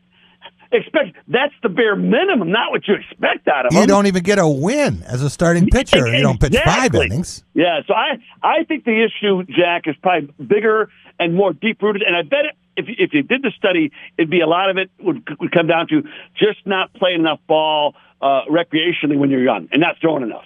Well, we used to see some pitchers, workhorse pitchers, Mickey Lolich's, throw 370, 380 innings. Now, nobody's going to throw 300 innings. Someone throws 200 innings now. They're considered to be a horse. Yes. And you know, it's not just the innings. I mean, you look at Lolich. Lolich and Nolan Ryan were freaks, right? There's no way you can explain them pitching that well over that many into that age group. But still, like you say, when the average look at the complete games, Jack, a good pitcher 30 years ago had at least maybe 10 complete games, right? That was an average pitcher. Yeah. Now, if you get one or two, that's a lot. Yeah, absolutely. And I think that a lot of it has to do with the way the game is structured now, Jim, and the way that pitchers are used. Everybody's in throwing max velocity. Didn't used to have guys who were throwing in the high 90s. That was a freak. If you were throwing over 90 miles an hour now, that's very average, or maybe even below average if that is your peak velocity. So everybody is throwing all out on every pitch. And part of the reason for that is you have such deep bullpens. Everyone is a specialist. You know, you got your 7th inning guy, and you got your 8th inning guy, and you got your, bottom of the 5th guy. And people are being used so much differently. But I think the other factor with it, and that has to do with the way that people manipulate the strike zone. Guys are trying to be very fine with their pitches on the outside, and part of the reason for that is otherwise they're going to get hammered, and the only defense the pitchers have, been thinking about this a lot, the only defense pitchers have is to have the old strike zone. Yes. Now, you don't have that anymore. Well, now it's a fist above the belt, right? Maybe. Maybe. That's the highest, yes. So it used to be your armpits. Well, the letters. The letters. Remember the strikeout with a pitch across the field? We heard that all the time. The letters are a ball now. Yeah. So if you had a larger strike zone, or just a strike zone the way that the rules were written, if that strike zone was enforced, then pitchers wouldn't have to throw everything 96 miles an hour, because location, you can change speeds. And I think it would be much better for pitchers' arms. Well, and listen, we used to see when in our younger days, we'd see every team, maybe every other team had at least one knuckleballer. Knuckleballers are pretty prevalent. And you saw the guys who threw like Frank Tanana did. They'd throw that slow, loopy curve. Sure. Now, if you don't throw in the 90s, you're not even considered a prospect. No. So how about those guys that could throw 82 and 84? But get guys out with their guy. I wonder sometimes right now if Greg Maddux wouldn't be looked on now as a guy that is not a real prospect. He didn't throw 96. He threw, high 80s, maybe 90. Yeah. And I think if you put the ball in a tough spot for a hitter, of course, you don't have to throw it 98 miles an hour to do that. Guys are going to make a lot of double play balls hitting grounders to shortstop. But you know the reason why they don't want to call the strike zone as they're written. We know why. They'll cut down offense, and they don't want pitchers dominating games. They don't want 1-0, 2-1 games. Yeah. But you're right. They want home runs. When they had the strike in '94, Jim, that was the worst thing that ever happened to baseball in a lot of ways. I know I sound like an old man here, but I am. But when they came back and Chicks dig the long ball, and you have Mark McGwire and Sammy Sosa, and everybody likes to see the ball fly a long way. Go to batting practice. Just watch that. But there are a lot of other things that I like better than watching a home run ball. And, they get taken out of the game when guys are striking out all the time. Well, Earl Weaver was a big proponent. Remember the 3-run homer was his best weapon? Yeah. He got away from that strategic baseball and developing innings. You know what I mean? With a bunt, and I mean, so now you're right. The whole idea of strategy in an offense, there's very little. Well, the idea of a 3-run homer, before the guy can hit the homer, you usually have to have a walk involved or something else. And if pitchers just throw strikes. You got guys out there, they're wearing gloves. So let them do some work. It's okay. They'll catch more than they'll drop. And I don't know if this is a factor or not, Jack, but it's something I just thought of. We hear a lot about high-stress pitches, right? We hear the announcers talk about, well, he's had a lot of high-stress pitches this inning. Well, I wonder now, with all these 14-man pitching rotations or staffs, and if you one bad inning will get you out of a game or one bad hitter. I wonder if there's a lot more high-stress pitches throw in general, and that wears more on their bodies and their arms. Yeah, and you know why you get high-stress pitches? You know why you have full counts? Because you've thrown 3 balls. Yep. If you're working with 1-2 counts, you don't have many high-stress pitches. Well, the last great year of the pitcher was 1968, right, Jack? Yeah. And in 1969, they lowered the pitching mound. Bob Gibson had his 1.12 ERA in 68. Yeah. McLean had his whatever it was. And ever since then, it's been offense. They wrap the ball tighter, the DH. So they stopped respecting the value of pitching, I think, in that late 60s as much as any time. Well, I think there's a way the game was designed to be played. And the same thing is true for golf. Now, golf is going to have a very important decision. What are they going to do? Because some of these courses are being made certainly different, if not obsolete. Augusta National's been able to move tees back 80 yards on some holes. But for a lot of courses, they can't do that. So, what do? Do you change the golf ball? Do you legislate against that? I got a solution to that. I don't know. I'd love to hear what Tom Lang's reaction to this is. I think you take the golf ball and you make it universal. You control the golf ball. Forget trying to lengthen the courses. If you make the ball the same whenever it's play and you can control that, all of a sudden big hitters aren't 390 yards, they're 330 yards. You can do that by the technology of the golf ball. Why don't they do that? I don't get it. Yeah. Do you know what the Cayman ball is, Jim? Yeah, I know. It's the one with all the little it's built differently. I know what it is. Yeah, the golf ball, instead of having dimples, it has protrusions. Yes. They come out, and you hit the golf ball, and it looks just like it's coming off your driver. It's the same thing. But it goes about 120 yards, and then it parachutes to earth. Yes. So you cannot hit the ball more than 175 yards. Well, isn't that smarter than redesigning course, making them longer, making them bigger?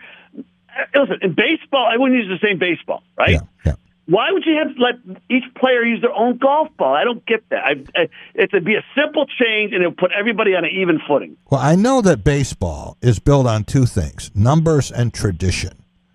And you want to change the game. I mean, look how hard it was to get the National League to finally adopt the designated hitter.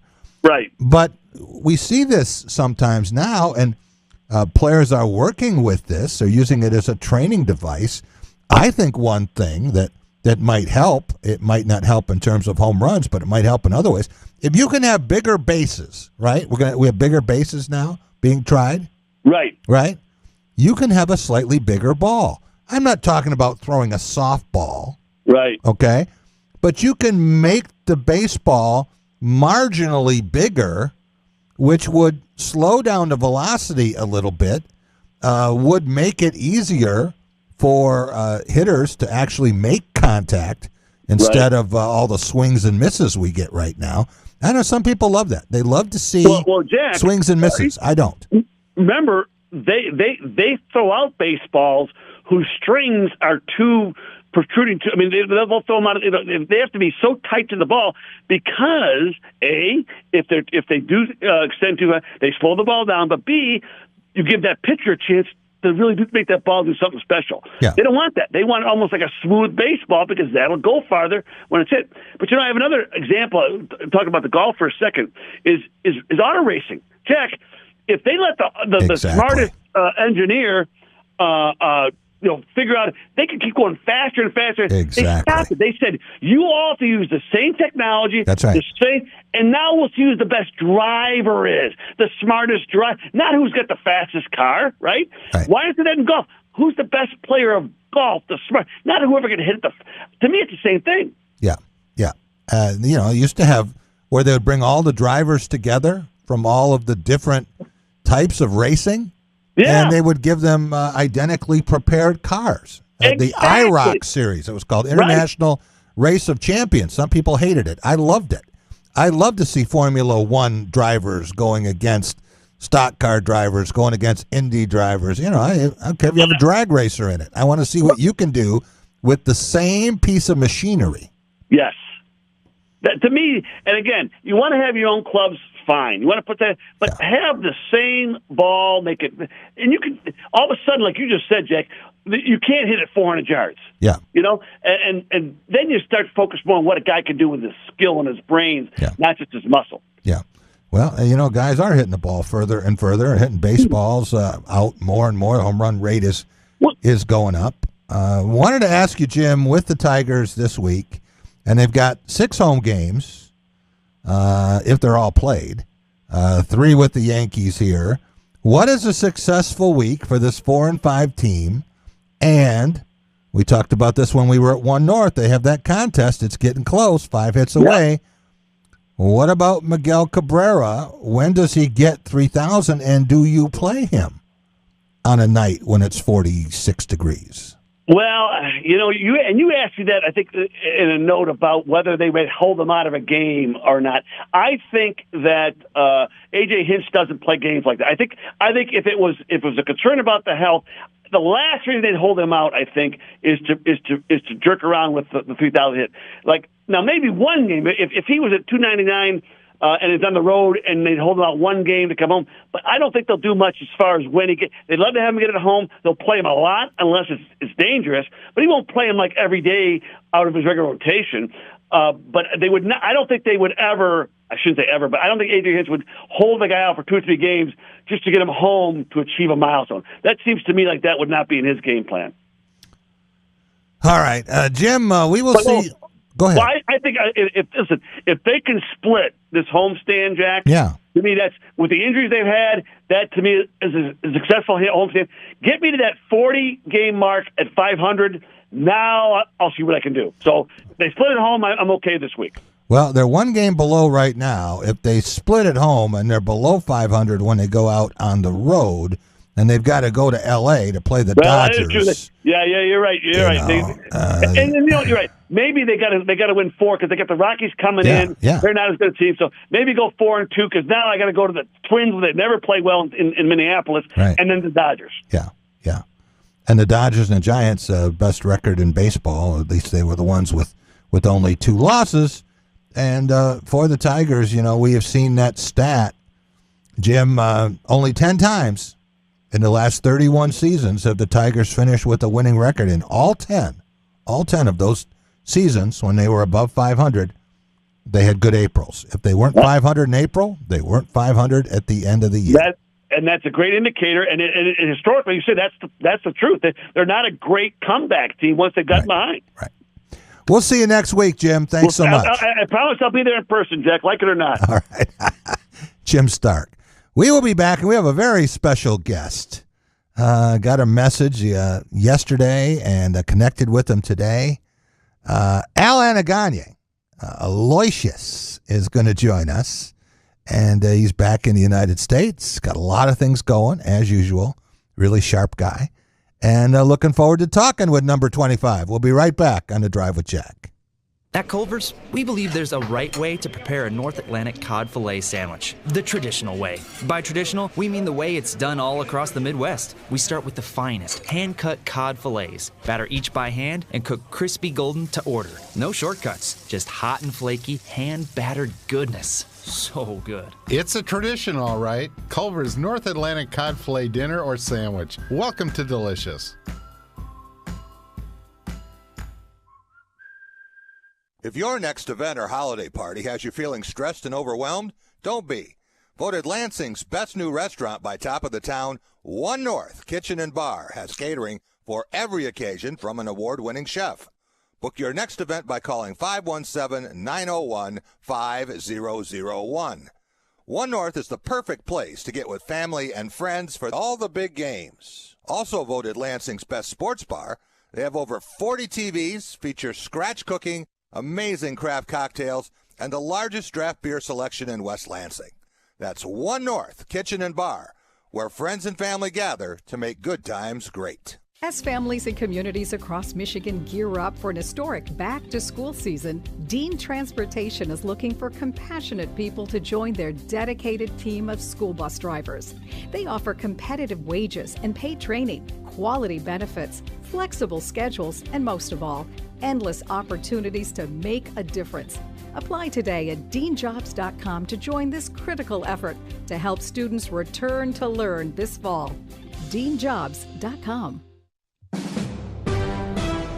NBC News Radio, I'm Michael Kastner. Travelers are reacting on this, the first full day of no mask requirement on planes. This woman spoke at JFK Airport in New York. I don't feel okay with the mandate being gone too soon, I think. So I'm going to wear my mask. Federal judge struck down the mandate yesterday. It had recently been extended into early May. The parents of a Michigan high school shooting suspect are in court for a pretrial hearing. James and Jennifer Crumley are charged with manslaughter in last November's shooting. They're accused of buying the gun their 15-year-old son allegedly used to kill 4 people at Oxford High School and injure 7 more. Housing starts are up to their highest rate in almost 16 years. Federal figures out today show they rose in March to an annual rate of 1.79 million. That's higher than housing industry analysts had forecast, and it's the highest rate since June of 2006. Michael Kastner, NBC News Radio. Jack Ebling here with Matt Sloan at Graph of Okemos. Matt, people buying cars different ways now with inventory changes. They certainly are, Jack. It's a wild time, but we're still selling them. You might not see them on the lot, but they're still coming in every day, and we're still delivering them. So what we're finding is a lot of people, they come in, and they actually place an order for the vehicle instead of finding one on the lot that they want. Then that comes in within 7-8 weeks, and they take delivery. We'll still want that great Graph service. They're making friends. When it's your moment, that once-in-a-lifetime moment, you don't just want jewelry. You can get that anywhere. You want a memory that will go down in history, your moment. We're Medawar, crafted with exquisite style, quality, and love, so your present will be stunning every time you look at it, every time someone notices it, and they will notice. We've devoted our lives to this art, and we're proud to share it with you. The gift you want to give is here. Medawar Jewelers in Lansing, Okemos, Jackson, Portage, and Brighton. There is definitely an art to handcrafting a rich, creamy Culver's concrete mixer. Start by scooping our so incredibly fresh vanilla or chocolate frozen custard. Then add whatever mix-ins you crave. Cookie dough, salted caramel, Butterfinger. Blend till you get the perfect balance of goodies from top to bottom. Indulge in a thing of beauty. Come to Culver's and let us create a concrete mixer masterpiece just for you-know-who. Welcome to Delicious.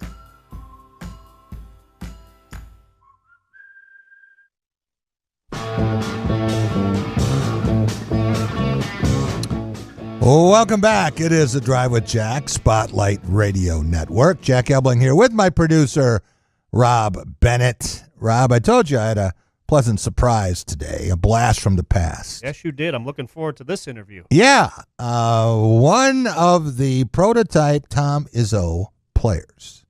When you think about what Izzo ball has been here for 27 seasons, it usually, and maybe not in the last couple years, but almost always involved dominant rebounding. And it involved defense.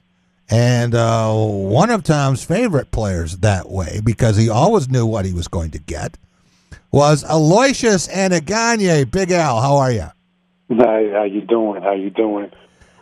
Doing just fine. And, you know, somebody asked me what kind of player you were.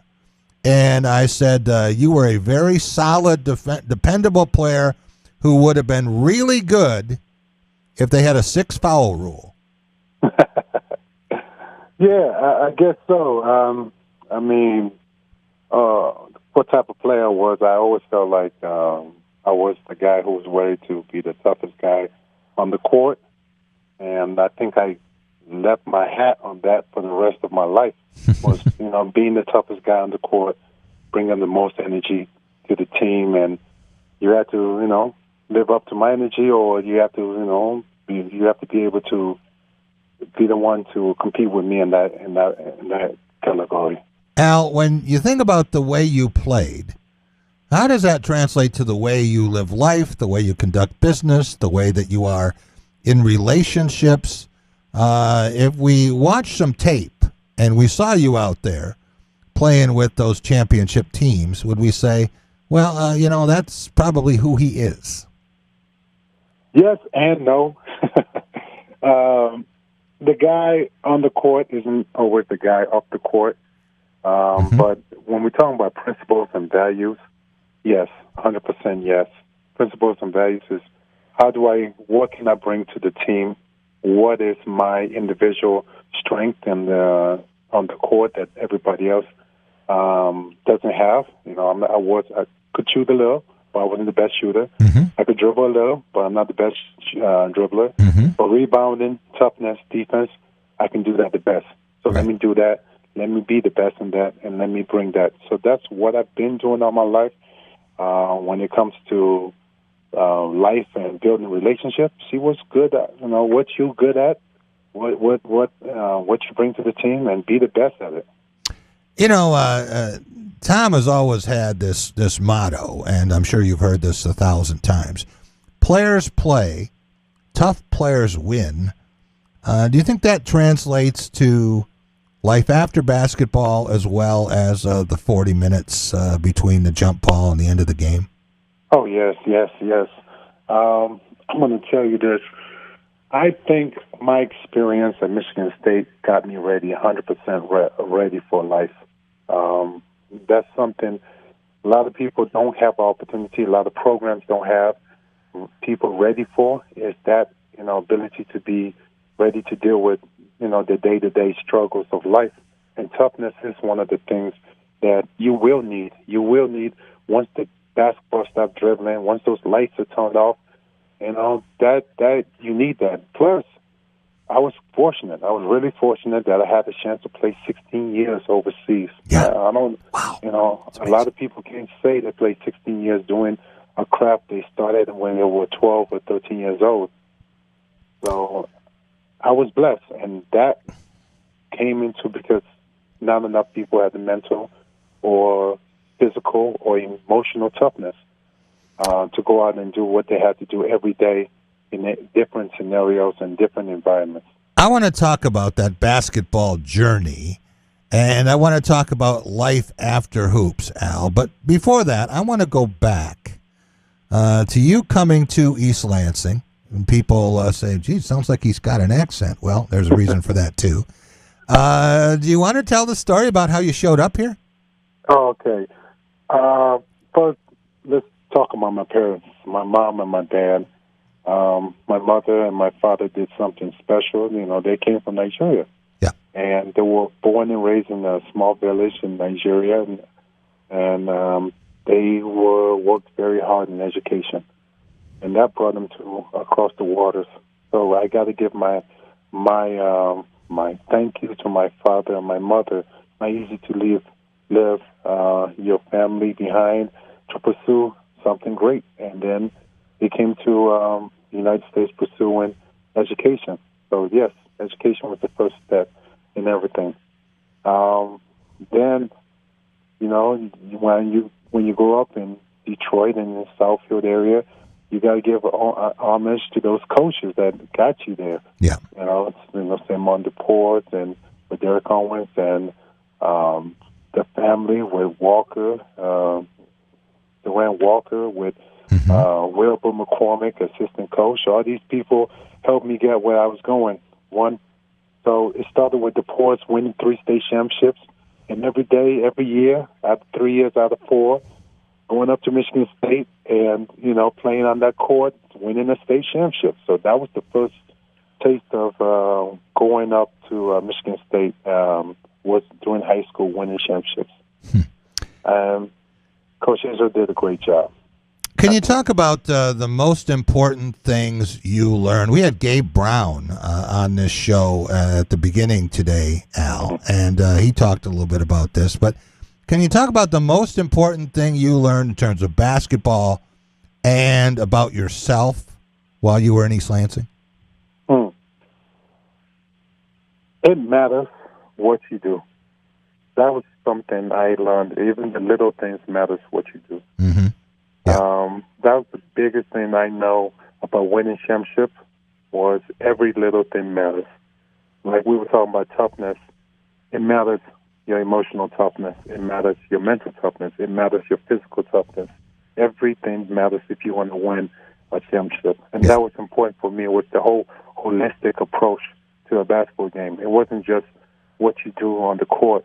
It was what you did before the game, what you did after the game, how you took care of your body after the game, going through ice and taking care of yourself with rehab. If you go and see the kidney, that everything matters. So the holistic approach was very important. At Michigan State, that's something I took to 16 years of playing overseas, and now I'm taking that to running a company. It matters. Every little thing matters. It matters how my consultants feel. It matters how my clients feel. It matters how I feel. Every little thing matters. So taking that, the little things matters if you want to win the championship. Yeah. I know just enough, having been in Africa and spending time in Uganda, that the emphasis on education over there is paramount.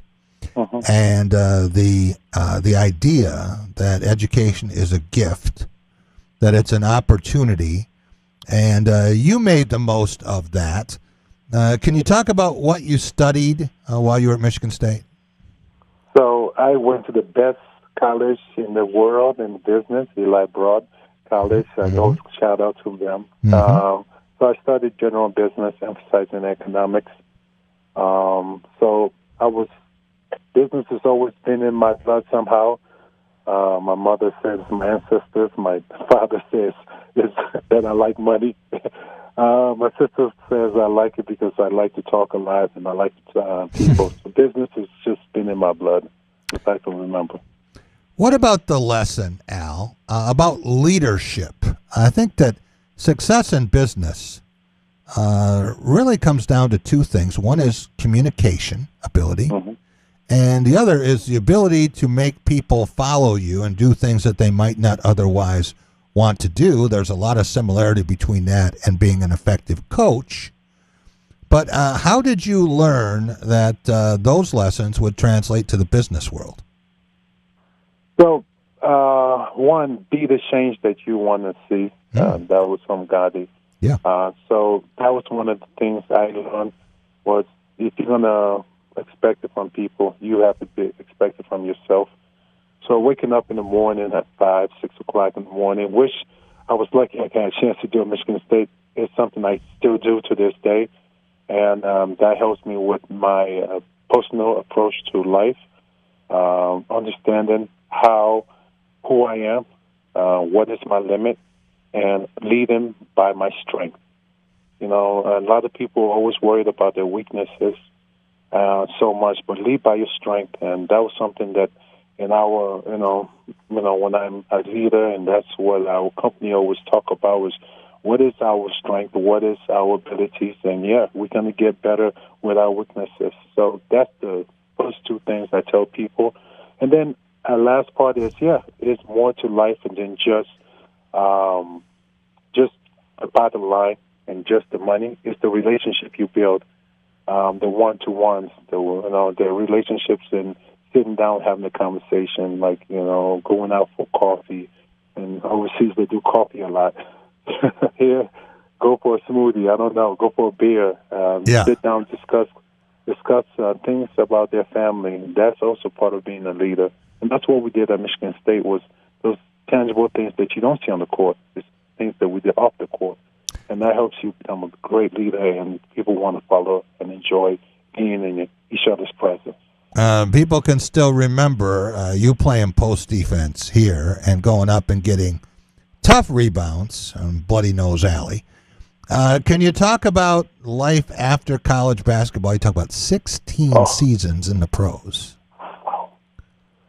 So what I tell the student athletes now is, expect the unexpected. Expect everything that could happen, will happen, and do not expect them to give you any opportunity to succeed. Let me explain. 16 years overseas, I played 8 different countries. I played in some of the toughest leagues in Serbian leagues. The Serbians are known for being tough. They're great shooters, but they are really tough.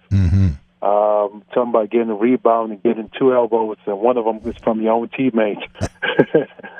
I mean, it's one of the toughest places where, as you may only have 2 or 3 Americans on the team, and they will not give you a foul call, and they will grab you, hold you, and they will call you all type of names, and you have to be able to react to it in a way that's really like you get an emotional toughness, and where you don't overreact and you don't cause things that may lose your contract, and they will do as much things to you that you might not be able to handle. Some things happened to me when I was overseas.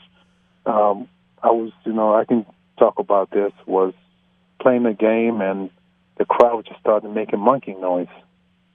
And every time you touch the ball, that was something that I never experienced when I played over here. Wow. And that was something, how do you handle that emotionally? Do you keep playing? Do you get mad?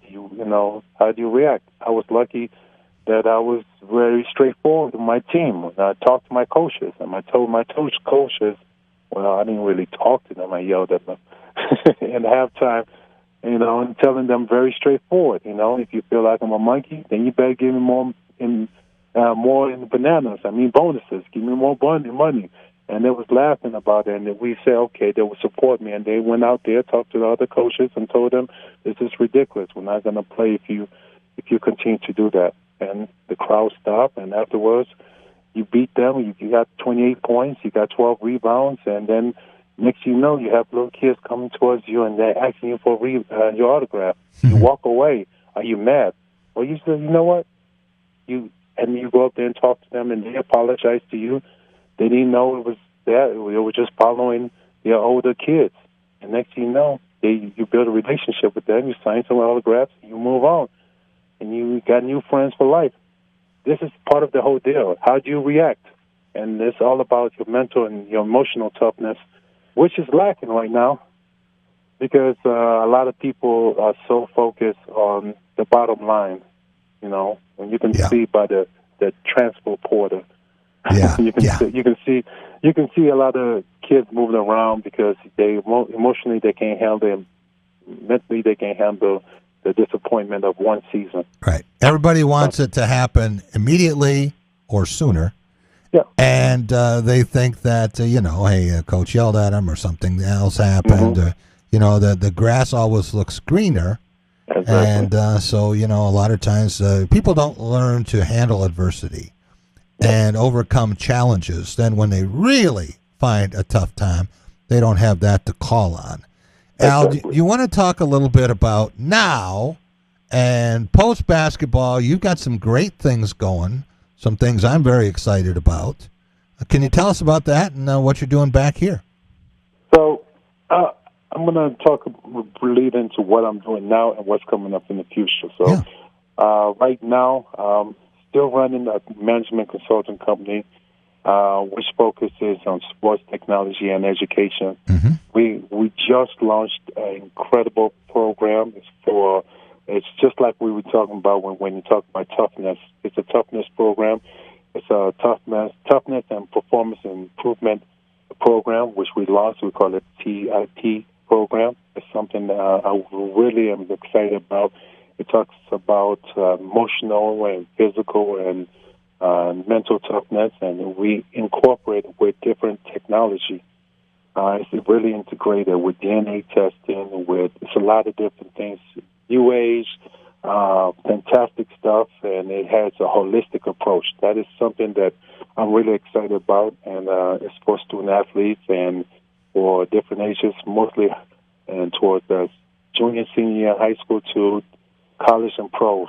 So that's something that we just launched. And the next one, which is coming up really soon, is going into a new company that is being launched in Detroit.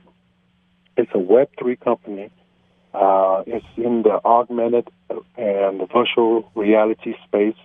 It has AI components that we deal with. It deals with a lot of facial recognition. It's all in the metaverse, all this new age technology thing. Mm-hmm. It's going to be in Detroit. It's going to be launched here, and I'm really, really excited when I'm going to invite you when we do our press conference and invite the whole world to see what we are doing here in Detroit to make this the number one spot of new technology and not just in the country, but in the world. Hey, Rob, what do you think about taking a show on the road and going down to Detroit at some point when the time is right and doing a special remote with Al down there? All about it. All about it. Let's go right now. Let's go now. And give him time to get everything set up the way it will. He's always prepared. Al, thanks so much for joining us. Really appreciate it. Hey, we'll talk to you soon. I appreciate it. Thank you so much. Thank you all, and I can't wait to see you again. Aloysius Anaganye. I want to thank all of our guests today.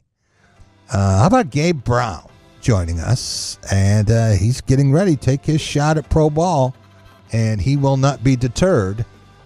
Something tells me that if it doesn't work out, if he's picked in the draft, he'll give it his best shot. If he's not, he'll find another way. He's going to keep going with this. Everybody needs shooters. So he's going to see what he can do at the next level. He played in the Reese's All-America game down at New Orleans.